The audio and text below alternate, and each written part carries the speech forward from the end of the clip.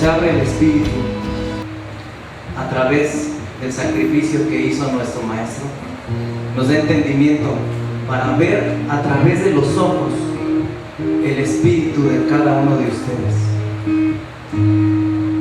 Hace algunos meses me dio mucha nostalgia hasta que rompí en llanto. Venía una madrugada y me encontré afuera de un Oxxo a una persona con una cobija. Se estaba moviendo de un lado para otro. Me tocó el semáforo, lo vi clarito. Me dieron unas ganas de ir a abrazarlo,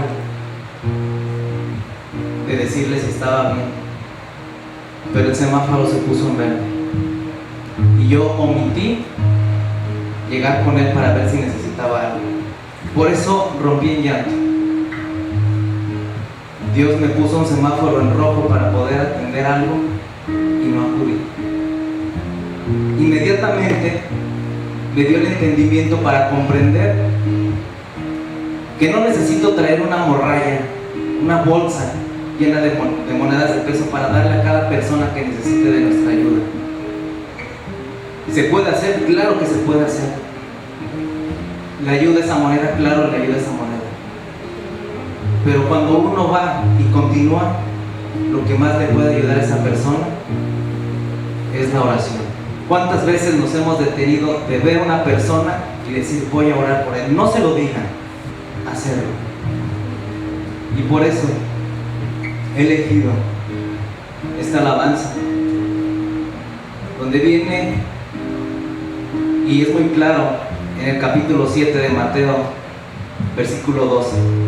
Así que todas las cosas que queráis que los hombres hagan con vosotros, así también haced vosotros con ellos, porque esto es la ley y de los profetas. En esta ocasión voy a alabar a Dios y espero que se lleven esta semilla con esto que se llama Ayer te vi.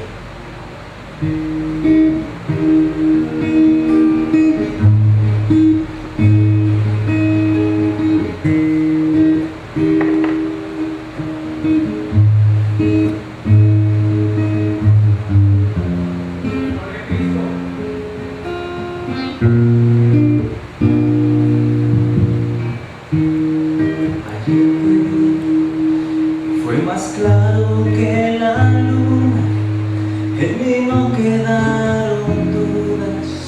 Fue una clara aparición, me ha saltado al corazón cuando te vi.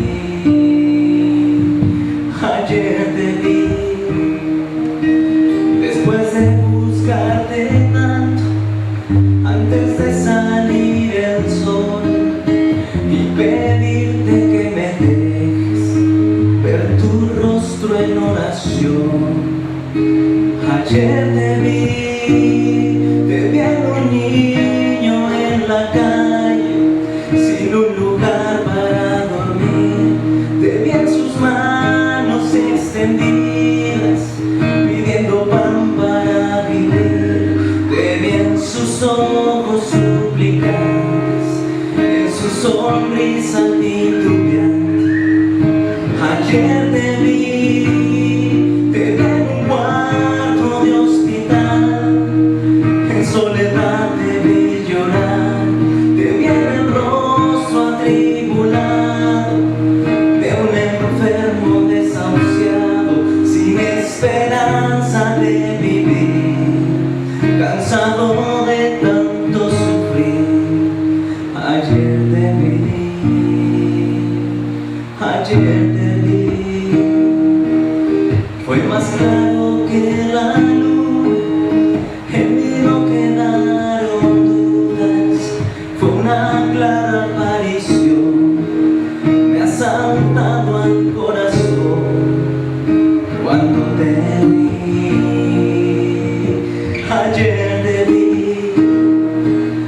después de buscarte tanto, antes de salir el sol y pedirte que me dejes ver tu rostro en oración. Ayer te vi a un niño en la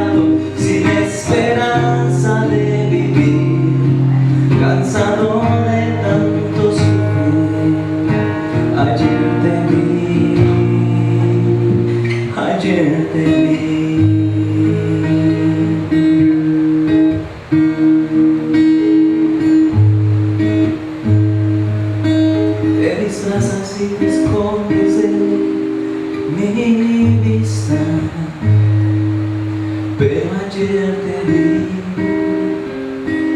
ayer te vi.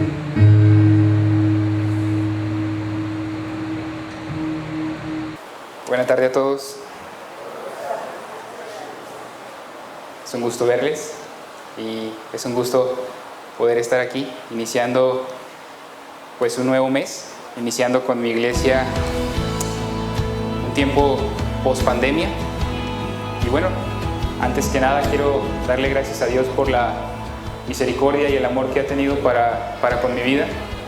Hace poco más de 5 años que el Señor, movido a misericordia, me trajo a su cuerpo, al cuerpo de Cristo que es la iglesia, y a esta iglesia que yo llamo mi iglesia, que juntos hemos pasado por pruebas, no pocas, no sencillas.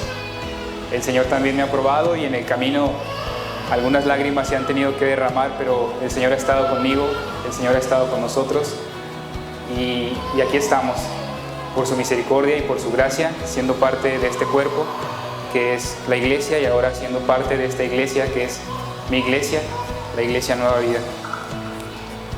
Y bueno, estamos atravesando por un tiempo difícil. Gracias a Dios parece que este tiempo de pandemia parece que ya va en picada, pero a la distancia seguramente nadie dejará de recordar el 2020 como un año diferente, como un año inolvidable, un año donde fue azotado el mundo entero con un virus llamado coronavirus y que sin duda afectó a miles de hogares, pero no solo eso, tristemente hubo muchas pérdidas humanas y seguramente usted conoce a alguien muy cercano que también falleció a raíz de esto y bueno, no solo eso, también se perdieron empleos, grandes empresas cerraron, infinidad de situaciones diferentes, pero también los hogares se vieron afectados. Saben, hay algunas cosas que sucedieron en algunos hogares, no solamente en el mundo y en nuestro país, un poco que quizás se pudieron dejar pasar por alto. Como se dice en los segmentos noticiosos, que en los hogares aumentó la violencia familiar, mujeres y niños maltratados, golpeados por muchas personas, por muchos varones en muchos hogares. Se aumentó el consumo de, ya sabe usted, televisión por streaming. Seguramente usted tendrá alguna serie favorita, este tipo de canales donde usted ve películas y series las 24 horas del día, los 7 días de la semana, los 365 días del año. Usted tiene alcance a ese tipo de cosas a la hora que usted quiera. Y bueno, con esto también en los hogares se vio una alza en el incremento el consumo de material en línea. No todos ellos consumos sanos, tristemente. Consumos como pornografía aumentaron, cualquier tipo de vínculos hacia la pornografía aumentaron en el consumo de los hogares, videojuegos en línea y cosas semejantes a estas. Pues bueno, hermanos, así llegamos a este mes de septiembre, ya el último trimestre de este año y bueno, para nuestra iglesia es un mes especial, como ya nos decían en los desafíos. En este mes de septiembre la Iglesia Nueva Vida cumple ya su 2º aniversario, 2 años de que el Señor nos ha permitido estar reunidos como iglesia, y este mes trae un nuevo énfasis. El énfasis de este mes es una iglesia sana post pandemia. Me parece un énfasis muy sensato, muy prudente.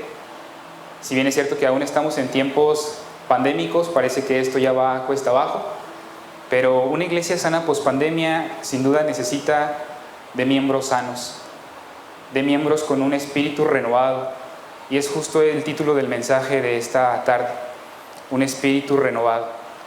Y miren, pidiendo dirección al Señor para el mensaje que tenía para su iglesia en esta tarde, me di cuenta que realmente el Señor había estado trabajando el mensaje por varias semanas.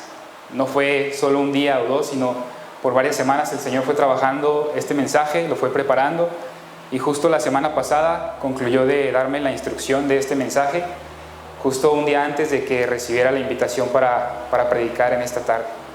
Entonces, la palabra de Dios tiene algo que hablarnos acerca del por qué necesitamos renovar nuestro espíritu, para que este espíritu renovado pueda colaborar a una iglesia sana post pandemia.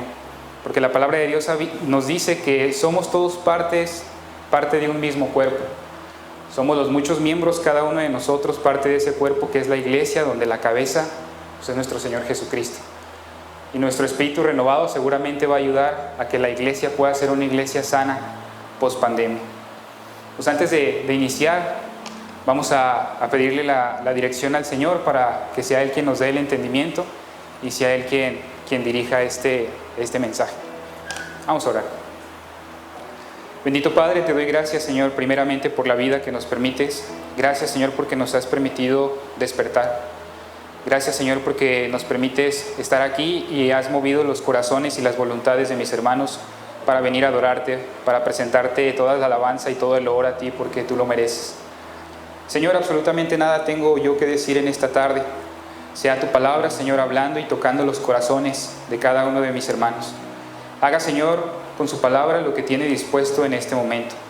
Dispón nuestros sentidos, nuestro corazón para recibir el mensaje y llevarlo, Señor, a la obra.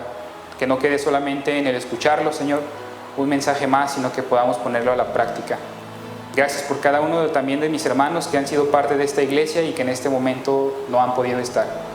Donde quiera que estén, bendícelos, Señor, y sea tu Santo Espíritu moviéndose en cada uno de nosotros en este momento. Oramos a ti en el glorioso nombre de nuestro Señor y Salvador Cristo Jesús. Amén. Bueno, pues posiciónese ahí en Gálatas, hermano, en el capítulo número 5. Vamos a hacer un énfasis en los versículos 16 y en el versículo 17. Gálatas 5, versículos 16 y 17 dice: Digo pues, andad en el Espíritu, y no satisfagáis los deseos de la carne, porque el deseo de la carne es contra el Espíritu, y el del Espíritu es contra la carne. Y estos se oponen entre sí, para que no hagáis lo que quisierais. Bueno, mire, el apóstol Pablo aquí nos está escribiendo, inspirado por el Señor, de una guerra, de una lucha interna que se suscita en cada uno de nosotros todos los días. Una guerra entre lo que aquí se llama carne y una guerra entre el Espíritu. Quisiera que diéramos un poco de más ampliación a esta lucha, porque el mismo apóstol Pablo en la carta a los Romanos da una descripción más amplia de esta lucha. Le invito a que vaya a Romanos en el capítulo número 7.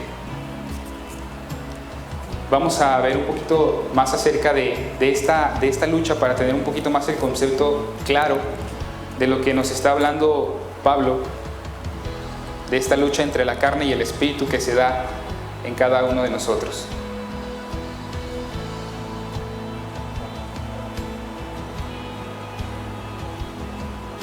Es el capítulo 7 de Romanos, del versículo 15 al versículo 19. Ponga atención, mire lo que dice la palabra de Dios. Porque lo que hago no lo entiendo, pues no hago lo que quiero, sino lo que aborrezco, eso hago. Y si lo que no quiero, esto hago, apruebo que la ley es buena, de manera que ya no soy yo quien hace aquello, sino el pecado que mora en mí. Y yo sé que en mí, esto es, en mi carne, no mora el bien, porque el querer el bien está en mí, pero no el hacerlo. Porque no hago el bien que quiero, sino el mal que no quiero, eso hago. Bueno, si vemos estas palabras, podemos ver hasta un sentimiento de frustración por parte de Pablo, de decir, yo quiero hacer el bien, la voluntad de hacer el bien está en mí, a todo momento lo quiero hacer, yo entiendo que debo de seguir los estatutos de Dios, yo entiendo que debo de cumplir con la ley, yo entiendo las buenas obras, yo quiero hacer realmente todo eso, pero hay algo en mí que no me permite hacerlo. Y eso, hermanos, es a lo que la palabra de Dios denomina su carne. Esa fuerza interna que lucha dentro de usted para no hacer el bien que usted quiere, sino terminar haciendo el mal que usted quiere. Es bien sencillo. A lo mejor un día usted dijo, hoy sí voy a ser el papá más ejemplar de todos, voy a ser el mejor esposo, voy a ser el mejor estudiante, voy a ser el mejor hijo, hoy sí me voy a levantar a hacer mi devocional temprano, bueno, la próxima semana voy a iniciar con un tiempo especial de oración, ahora sí lo voy a hacer. Y termina no haciéndolo, termina realmente haciendo usted realmente todo lo contrario. Mire, todo esto tiene un origen. El origen del pecado nos tenemos que remontar a Génesis capítulo 3, versículo 6. En Génesis capítulo 3, versículo 6, los primeros padres, Adán y Eva, tenían una instrucción muy clara.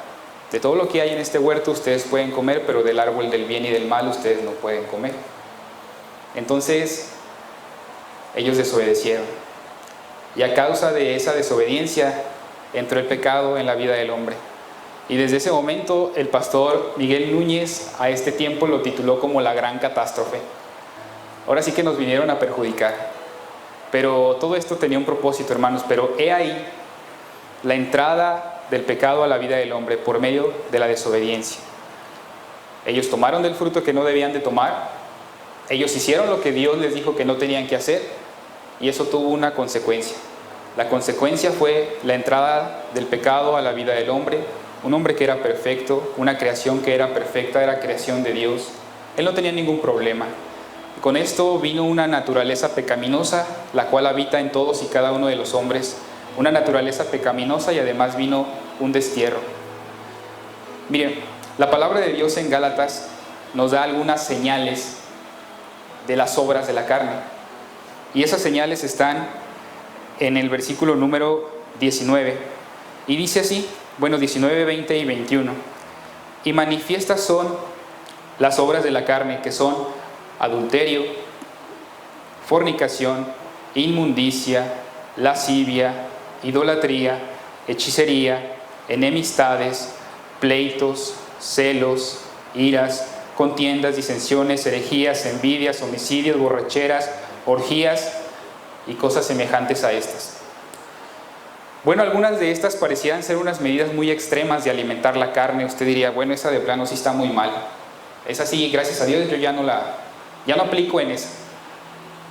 Pero analícelas directamente, estas señales que la palabra de Dios nos da, y cuál de una de estas señales de las obras de la carne aún han sido parte de su vida. Quizás no ha perseverado en ellas, o quizás sí, yo no lo sé. Pero ¿cuál de estas señales aún son parte de su vida? ¿En cuál de estas señales usted ha caído? Mire, hoy en día está muy de moda el semáforo, ¿no? El semáforo verde, amarillo, naranja y rojo.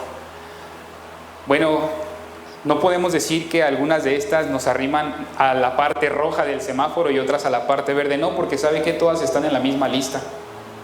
Al final de cuentas no es más la fornicación que la ira, al final de cuentas no es más el adulterio que el celo. Todas estas están en la misma lista, todas son las obras de la carne. Ahora, ¿qué hacer para realmente poder luchar contra estas obras de la carne? Miren, en 2 Timoteo hay una palabra que podemos dejar pasar por alto de una manera bien sencilla. 2 Timoteo capítulo 2 versículo 22 inicia diciendo Pablo a Timoteo, le dice: huye, huye. Entonces, literal lo que Pablo le dice a Timoteo es: Timoteo, si ves que eso no edifica, si ves que eso es obra de la carne, vete en sentido contrario, corre. Ese es el consejo que Pablo le está dando a Timoteo: huye. La clave aquí está, hermanos, en que no debemos de dar pie, no debemos de dar alimento, no debemos de dar sustancia a la carne. Usted debe de cerrar todo aquello que a usted le haga alimentar ese pecado, esa parte donde usted está sensible. A lo mejor usted dirá, bueno, es que mi pecado de vez en cuando tengo un poco de ira, un poco de celo, pero piense usted, ¿qué es lo que hace alimentar el pecado que realmente mora en mí? Mire, hace un tiempo había un hombre que tenía una pasión por un deporte que es el deporte nacional, el fútbol. Este hombre estaba posicionado en un pecado muy particular, era la idolatría. Algún día un siervo de Dios me explicó que la idolatría no era necesariamente una escultura o un cuadro o una figura a la cual usted le va a presentar reverencia y adoración. No necesariamente eso es idolatrar. Idolatría es todo aquello que ocupa un lugar especial en su corazón, que además lo hace estar por encima de Cristo. Todo aquello que esté por encima de Cristo y le haga tomar decisiones antes de seguir a Cristo es idolatría. Bueno, mire, esta persona los domingos se levantaba a 7 y 7:30 de la mañana porque pues Javier Hernández jugaba en el Manchester United y tenía que verlo jugar, ¿no? Y era su ídolo. Terminaba el partido, era tiempo para desayunar, y cuando terminaba de desayunar, pues a las 11 de la mañana había un programa de deportes y él lo tenía que ver. Cuando terminaba el programa de deportes al mediodía, luego había un partido al mediodía y pues había que verlo también. Y aquel hombre pensaba que no hacía absolutamente nada malo. Terminaba el partido y tenía la tarde libre. Bueno, por supuesto que la tarde la usaba. ¿Usted para qué cree? Para irse a jugar fútbol. Y bueno, ya por la tarde, a las 5 o 6 de la tarde, había un horario especial. Ese horario especial, a las 5 o 6 de la tarde, había otro partido de fútbol. ¿Y usted qué cree? Pues lo tenía que ver. Y más que nada, si el Guadalajara era el que iba a jugar en ese partido, porque pues es el Guadalajara. Y terminaba el día, y en la noche, a las 10 y 10:30 de la noche, había otro programa deportivo y él pues lo tenía que ver. Porque en el programa deportivo además venían las estadísticas, el resumen de todos los partidos nacionales e internacionales. Pero ¿sabe algo? Casi la mayoría de esos partidos él los había visto. Sabía cómo habían quedado. Bueno, hoy ese hombre está parado enfrente de ustedes.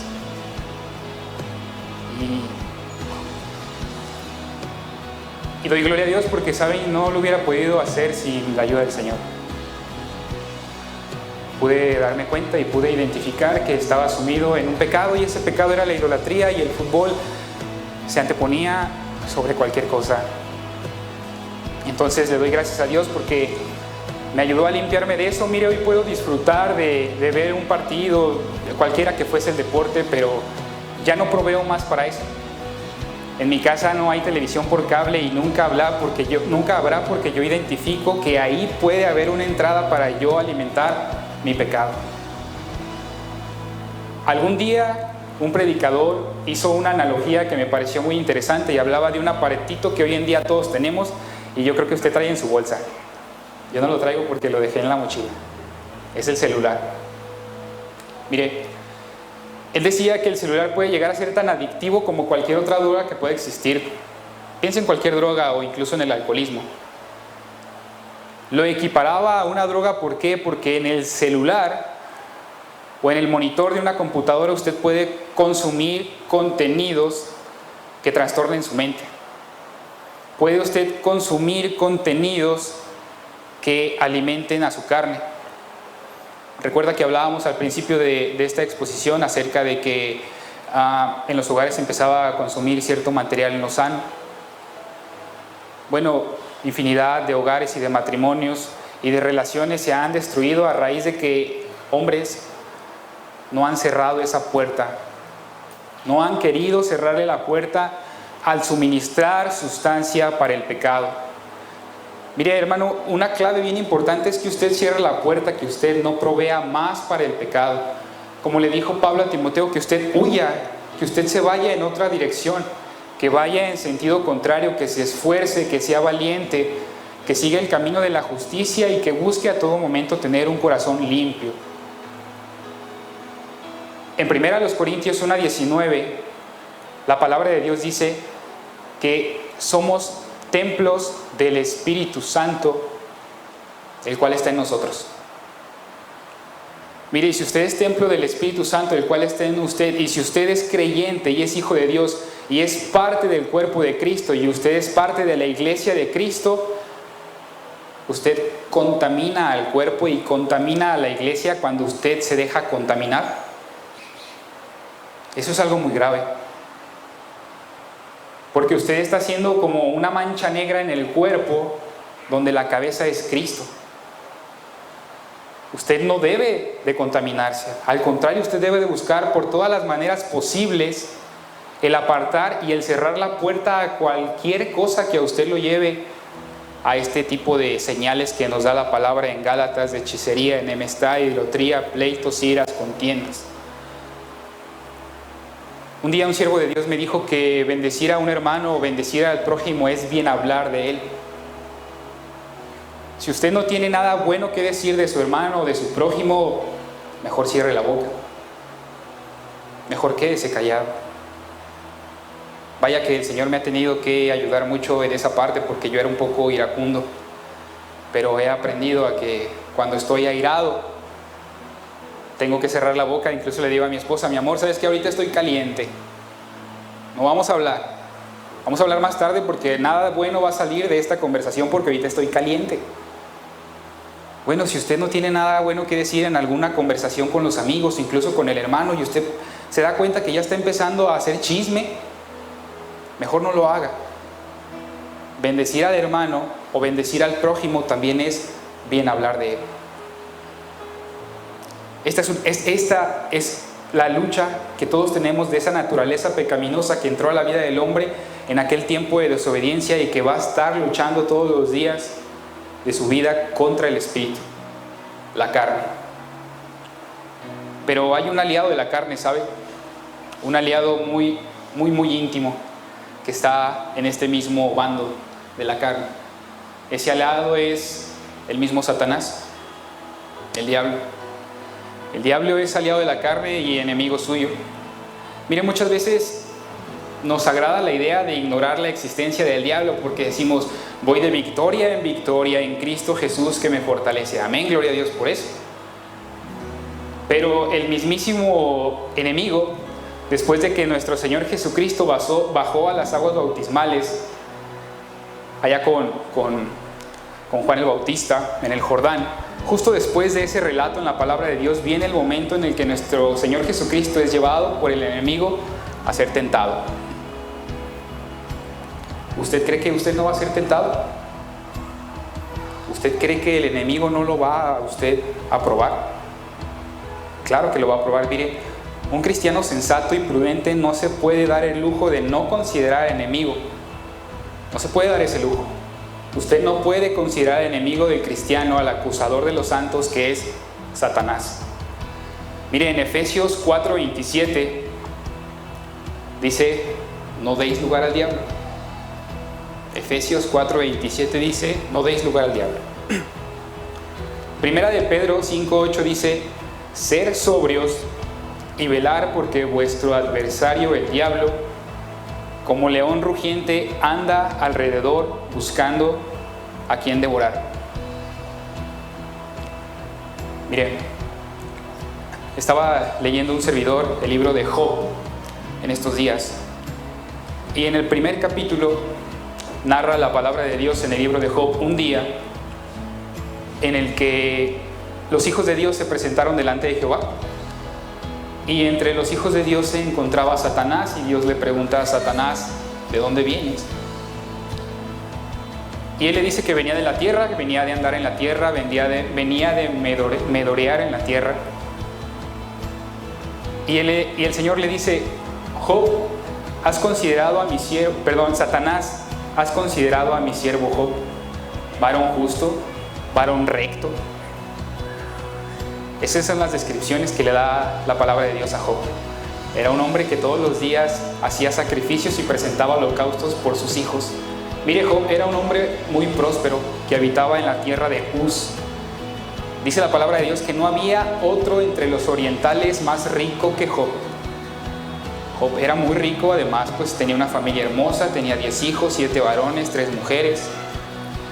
Y cuando el Señor le dijo a Satanás que se había considerado a su siervo Job, Satanás dejó insinuar: Dios, ¿cómo no te va a temer? ¿Cómo no te va a amar si ve cómo lo tienes? Tiene una familia hermosa, has puesto cerca a todas sus posesiones, lo has hecho prosperar, es riquísimo. Satanás lo que decía: Él te ama porque tú lo has enriquecido. Lo que quiero que rescatemos en esta parte de este pasaje de Job, del capítulo 1, es que cuando el Señor le dice a Job que si ha considerado a su siervo, cuando el Señor dice a Job que si ha considerado a Satanás que si ha considerado a su siervo Job, Satanás sabía perfectamente de quién hablaba. Incluso le dio una descripción de lo que Job era. Él conoce perfectamente a los hijos de Dios. Lo conoce perfectamente usted, me conoce perfectamente a mí, conoce perfectamente a la iglesia alrededor del mundo. Satanás sabe de qué pie cojea. Jamás el Señor le tuvo que dar explicaciones a Satanás de quién era Job. Él sabe perfectamente quién es usted, porque Él está al acecho, buscando a quien devorar a todo momento. La semana pasada, platicando con mis hermanos de vida discipular, les hacía un ejemplo que a mí me parecía muy sensato. Hay una película que se titula Mowgli, quizás usted alguna vez la ha visto. En esta película pues hay un niño que es criado en la selva por una manada de lobos, pero este niño tiene un enemigo. Hay un tigre, y ese tigre vive solamente para una cosa. No sé si usted ha visto la película. Ese tigre a todo momento anda queriendo acechar a este pequeño niño. Mire, quizás pareciera un ejemplo muy burdo, pero así es. El enemigo está observándolo a todo momento, está buscando cazarlo a usted. Y mire, le va a dar a usted un golpe y le va a doler. Entonces, ¿qué tenemos que hacer ante este enemigo? ¿Qué tenemos que hacer para estar alertas, además de estar vestidos de la armadura de Dios, que nos narra la misma palabra? Bueno, mire, en Mateo capítulo 26, en el versículo 41, dice: velad y orar. Velad y orar. Y estarnos nutriendo de esto. Esa es la forma en la que nosotros vamos a poder estar vigilantes y en la que vamos a poder estar alertas, velando y orando. Estar alertas a todo momento de cuál es la entrada que quizás el enemigo ha tenido para alimentar mi carne, y cerrar esa puerta. Y estar alertas de que el enemigo está ahí viéndome a cada momento, viendo de qué parte flaqueo, y que conoce la parte en la que flaqueo, pero usted persevera en oración. Usted vence al enemigo, y entonces dice la palabra de Dios que el ocuparse de las cosas del Espíritu da paz. Bueno, hasta este punto tenemos a los dos enemigos que narra la Escritura, que van en contra del Espíritu. Dice el versículo 17, porque de Gálatas 5, 17, porque el deseo de la carne es contra el Espíritu, y el del Espíritu es contra la carne, y estos se oponen entre sí, para que no hagas lo que quieres. Bueno, mire, la contraparte de esto, pues es ciertamente el Espíritu. Y ahora vamos a ver las señales que la misma palabra nos da sobre el fruto del Espíritu o las obras del Espíritu, que están ahí justamente después de los frutos de la carne. Vaya a la palabra de Dios ahí en Gálatas capítulo 5, pero ahora hasta el versículo 22. Yo sé que muchos de ustedes ya se lo saben de memoria, quizás. Y dice la palabra de Dios: mas el fruto del Espíritu es, ¿me ayuda a leerlas? Gozo, paz, paciencia, benignidad, bondad, fe, mansedumbre, templanza. Contra tales cosas no hay ley. Bueno, estas son las señales o los frutos del Espíritu que nosotros podemos ver manifestados de esa obra que el Señor está haciendo en nuestras vidas. Ahora, la pregunta de este espacio es, en este punto, ¿cuál de estos ya son una constante en su vida? No cuáles de repente he manifestado, no si de repente he manifestado amor, si de repente he sido paciente, si de repente soy gozoso y si muy de vez en cuando tengo paz, sino cuál de estas ya son una constante en mi vida.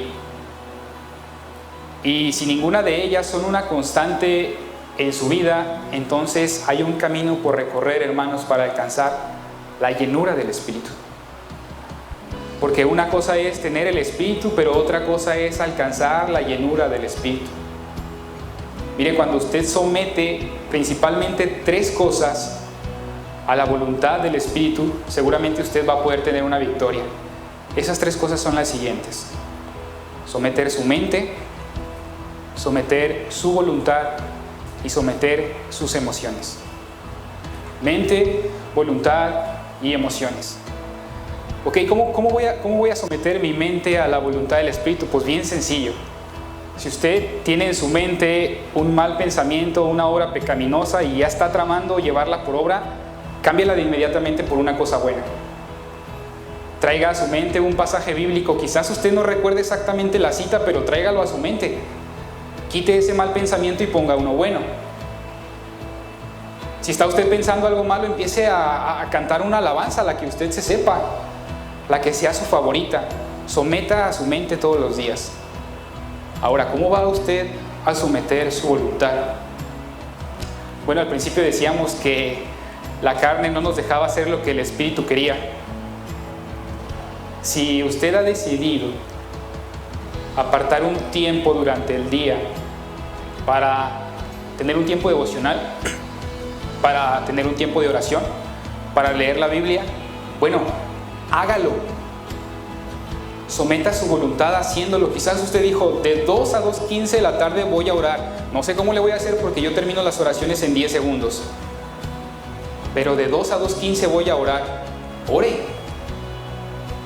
Y si usted dijo, en la mañana a las 7 de la mañana voy a tener mi tiempo devocional, o quizás no en la mañana, quizás en la tarde a las 5, 6, 7 de la tarde voy a tener mi tiempo devocional, voy a leer la palabra de Dios, hágalo. Alguna vez nuestro hermano Hani nos decía que después de 3 semanas, cuando usted empieza a someter su voluntad, se vuelve un hábito. Quizás después de algunas semanas eso que no era sencillo para usted de hacer, ya se vuelva un hábito. Y usted haya sometido su voluntad a alimentar el Espíritu. Esa es una buena cosa que usted puede empezar a hacer. Ahora, ¿cómo va usted a someter sus emociones? Bueno, si usted está airado, cierre la boca, como le decía hace un momento. Si usted está en un momento complicado, no haga caso de su temperamento, huya. Someta su emoción. Habemos unos que somos de unos temperamentos un poco más extremos que otros, hay otros que son un poco más calmados. Pero, mire, para someter su emoción, quédese callado. Porque quizás nada bueno va a salir de ese momento en el que usted esté airado. Hay una parte que a mí me pareció muy especial. ¿Usted recuerda esa parte en la que nuestro Señor Jesucristo llegó al templo quitando todo tipo de cosas porque estaban haciendo literal un mercado en el templo? Y el Señor dijo, están haciendo un mercado de la casa de oración. Aquí no es para esto. Y el Señor quitó todo y usted decía, híjole, el Señor estaba enojadísimo. Bueno, el Señor era 100% hombre, 100% Dios. Y sí, Él experimentó coraje en ese momento por cómo se estaba tomando muy a la ligera un lugar santo, por cómo se estaba profanando el templo, por lo que se estaba haciendo en el templo. Pero lo interesante de esto es que justo después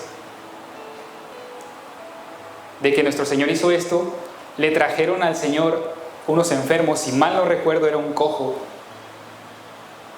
Y el nuestro Señor Jesucristo nunca les dijo, hey, ¿saben qué? Ahorita no tengo tiempo para eso.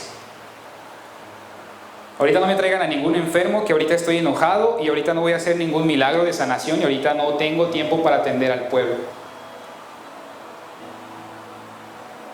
La mirada de amor y de misericordia de nuestro Señor Jesucristo, lleno del Espíritu Santo, le permitía reaccionar de la manera en la que nosotros debimos de haber reaccionado o debemos de reaccionar en diferentes circunstancias.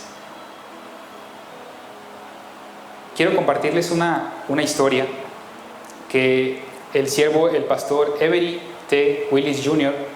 comparte en su material, La personalidad del discípulo. Y quizás esto nos puede ayudar un poquito más a identificar cuál puede ser ese comportamiento lleno del Espíritu. Mire, la quiero leer porque no quiero omitir nada de lo que dice aquí. No es una historia muy larga, preste atención.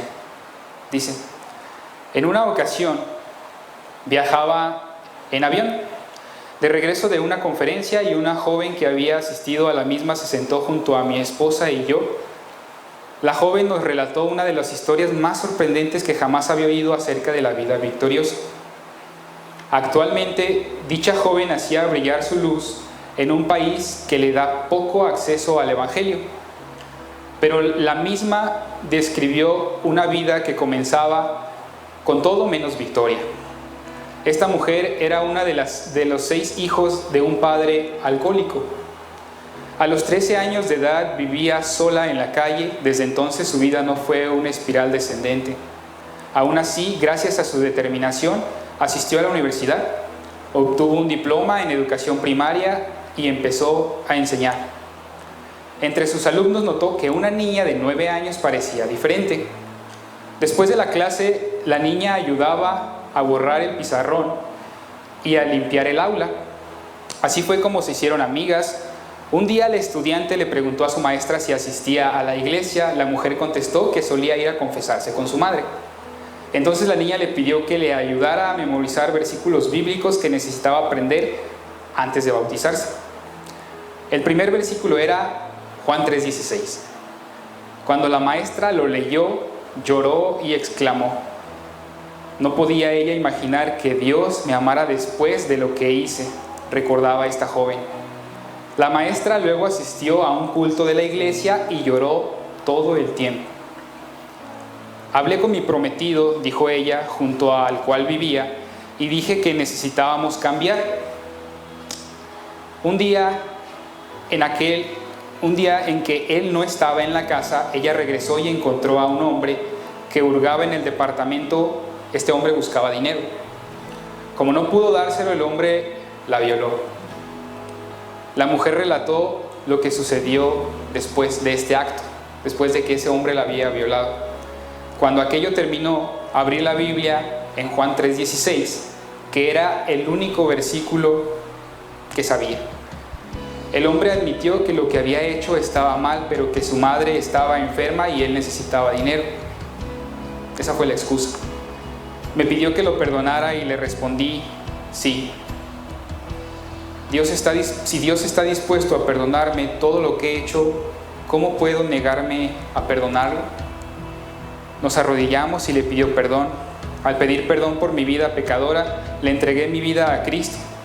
2 semanas más tarde regresé a la iglesia e hice una decisión de fe pública. Como mi prometido no iba a cambiar, me mudé del departamento que compartía con él.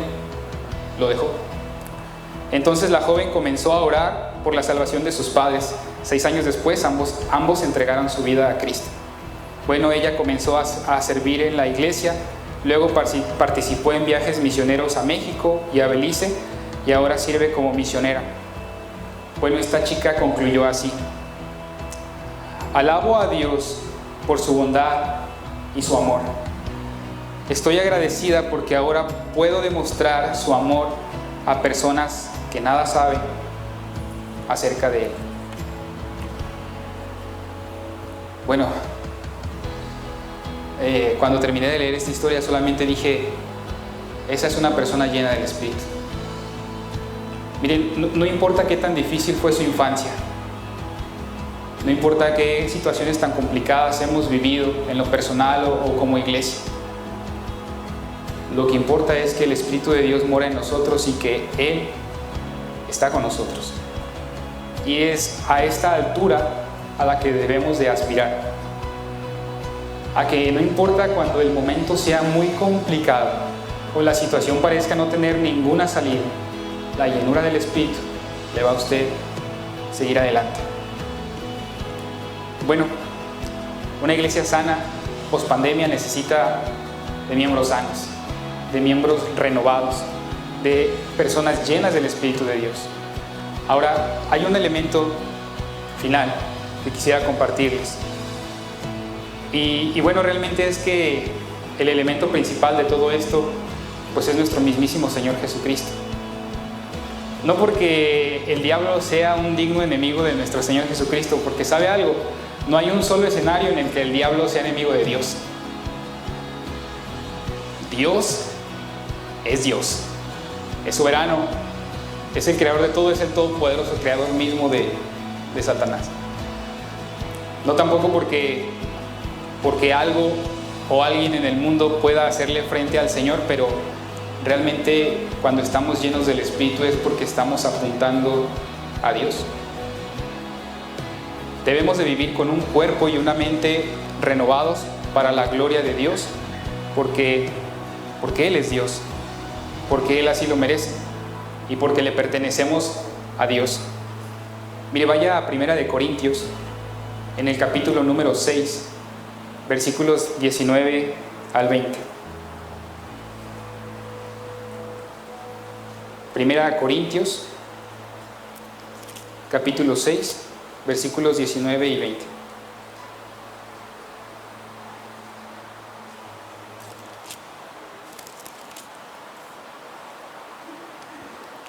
Dice así: ¿O ignoráis que vuestro cuerpo es templo del Espíritu Santo, el cual está en vosotros, el cual tenéis de Dios, y que no sois vuestros? Porque habéis sido comprados por precio. Glorificad pues a Dios en vuestro cuerpo y en vuestro espíritu, los cuales son de Dios. Bueno, yo, usted y toda la iglesia de Cristo fue comprada por precio. La sangre de nuestro Señor Jesucristo fue el precio que se tuvo que pagar para que usted y yo pudiéramos tener esperanza de vida eterna. Usted le pertenece a Dios, usted es de Dios, usted debe de vivir para la gloria de Dios. Ese debe de ser nuestro principal y único fundamento. No nos podemos dar la libertad de manchar el cuerpo de Cristo. No nos podemos dar la libertad de decir, Alex es ese puntito negro en el cuerpo de Dios. El Señor Jesucristo fue abofeteado, fue humillado, desnudado, atravesado, fue llevado al madero por culpa de nuestro pecado, por culpa suya, por culpa mía, por culpa de todo el mundo, pero por amor al mundo nuestro Señor fue a esa muerte. Ahora su cuerpo no le pertenece, su cuerpo le pertenece a Dios. Ahora no tenemos un cuerpo glorificado, pero este cuerpo será glorificado cuando nuestro Señor Jesucristo venga. Debemos de vivir como agradándole siempre a nuestro Señor Jesucristo. Nuestro Señor Jesucristo debe de ser la suficiencia total de nuestra vida. ¿Recuerda usted que hablábamos de Job?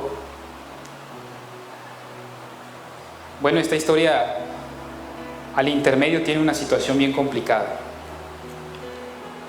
Job lo perdió absolutamente todo. Job perdió a sus hijos, perdió sus riquezas, perdió sus propiedades, y todo eso sucedió en un solo día, una cosa tras otra. Uno llegaba y le decía, oye, ha pasado esto. Otro llegaba y decía, oye, ha pasado esto. Y otro llegaba y decía, oye, ha pasado esto. Es ser un hombre rico, un hombre próspero, un hombre bien reconocido por todos, de ser el más rico entre los orientales en la tierra de Uz. Lo perdió todo. Se quedó sin absolutamente nada. Pero mire, la profundidad de los cimientos que había en la vida de Job estaban cimentados y construidos sobre su fe y sobre su amor en Dios. No importa qué te quite el enemigo, no importa qué te arrebate de las manos, no importa qué tan difícil sea la prueba, la suficiencia debe de ser Cristo. Bueno, es algo muy sencillo de decir y quizás hasta de entender, pero llevarlo a la práctica. Entonces, en este momento analiza cuál es esa prueba por la que has pasado. O en el pasado reciente o no tan reciente, ¿qué te ha tocado el enemigo? ¿Cuál es esa parte sensible que te ha atacado? Bueno, Job tenía la suficiencia total en Dios. No había nada más importante para él que Dios. Y bueno, esta historia después de esto tiene un final feliz. Mire, el diablo, de quien hemos hablado como uno de los enemigos contra el Espíritu, conoce perfectamente los pensamientos y las intenciones de nosotros, por eso sabe por qué lado llegar. Pero el único que realmente tiene el discernimiento y el conocimiento total de nuestro corazón es Dios. Ingenuamente el enemigo pensaba que si le quitaba a Job todas sus riquezas, que si le quitaba a Job todo su prestigio, su familia, él se iba a quebrar porque él amaba a Job solamente por eso, por conveniencia. Pero nunca fue así. Qué sorpresa fue que cuando aún la esposa de Job y los amigos de Job le decían: Job, confiesa tu pecado y blasfema en contra de Dios y muérete. Y Job dijo: ¿qué? ¿Recibiremos de Dios el bien y el mal no lo recibiremos? Sea el nombre de Dios bendito. Bueno, esta lucha que vimos en Gálatas, esta lucha que el mismo Pablo les habla a los romanos, es una lucha constante durante toda nuestra vida. Es una lucha constante que debe de llevar el cristiano, pero aquel cristiano que llega a alcanzar esa llenura del Espíritu Santo puede realmente estar preparado para afrontar cualquier prueba y cualquier situación que venga a nuestra vida, a nuestra iglesia. Y entonces una iglesia post pandemia será sana gracias a que una iglesia renueva su espíritu cada día. Someta su voluntad, someta su mente y someta sus emociones y encuentre la llenura total en Dios mismo, en nuestro Señor Jesucristo, porque al final de cuentas le pertenecemos a Él, y el día de mañana, cuando este cuerpo sea glorificado, vivirá para la gloria de Él. Entonces no habrá más llanto, no habrá más tristeza, no habrá más dolor, y podemos descansar en nuestro Señor Jesucristo en el reino de los cielos. Amén. Vamos a darle gracias a Dios. Padre, aquí está esta porción de tu cuerpo. Aquí está esta porción de tu cuerpo, Señor, la cual, Señor, ha pasado por tiempos difíciles. Yo no sé, Padre, a cada uno de mis hermanos, desde el inicio de esta pandemia, en qué tanta cosa los has probado. Yo no sé incluso cuál sea la prueba por la que estén pasando en este momento y cuál sea esa obra en su carne con la cual aún está batallando. Pero, Señor, tú estás a la diestra del Padre y nos has dado, Señor, poder. Has muerto para que tengamos esperanza de vida, para todo aquel que en ti cree tenga vida eterna. Y, hermano, te quiero invitar en esta tarde a que si el Señor ha mostrado que hay una cosa que tú tienes que someter, que hay una cosa a la que tú tienes que cerrar la puerta, y en este momento quieres decirle: Señor, quiero vivir para tu gloria. Señor, quiero encontrar la suficiencia en ti, que nada me arrebate la paz, que nada me arrebate el gozo, que tú seas lo suficiente para mí toda mi vida. Ayúdame, Santo Espíritu, a tener ese valor para cerrar la puerta, para huir y para ir en sentido contrario a aquello que no te agrada. Y si tú se lo estás diciendo al Señor, te animo a que te pongas de pie, a que hagas ese compromiso con Él, a que cierres la puerta al pecado y que vivas para la gloria de Dios, a que busques la llenura del Espíritu, a que seas una parte sana dentro del cuerpo de Cristo, que es la iglesia. Doy gracias a Dios por cada uno de los que se han puesto de pie, y solo te ruego, Señor, que añadas bendición a estas decisiones, que añadas fortaleza, Señor, que renueves nuestro espíritu, Padre, para que podamos caminar como una iglesia sana en lo que resta de este año y hasta tu venida. No sabemos cuándo sea ese momento, Padre, pero sabemos que tú estás con nosotros y que algún día podremos ser glorificados en tu presencia. Te lo pedimos y te damos las gracias en el nombre de nuestro Señor y Salvador, Cristo Jesús. Amén.